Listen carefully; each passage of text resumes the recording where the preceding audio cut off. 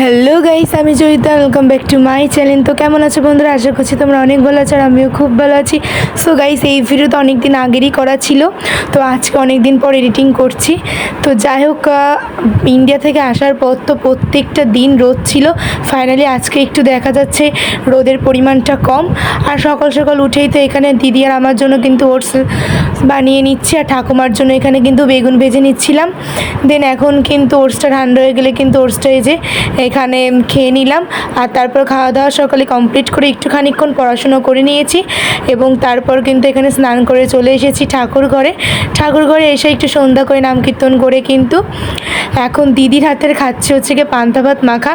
আসলে পান্তা ভাত মাখা পেঁয়াজ দিয়ে, ডিম দিয়ে, শুকনো মরিচ দিয়ে খেতে কিন্তু দারুণ লাগে। তো তোমাদের কার কার ভালো লাগে অবশ্যই কমেন্ট বক্সে জানিও।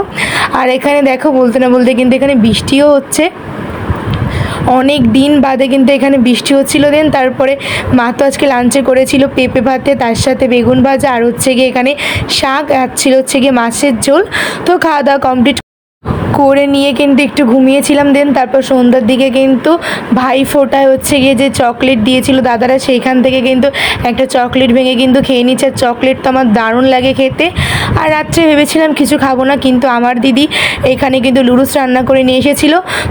তারপর আর কি দিদি নিজের হাতে কিন্তু আমাকে লুডুস খাইয়ে দিচ্ছিল। লুডুসটা কিন্তু দারুণ হয়েছিল খেতে।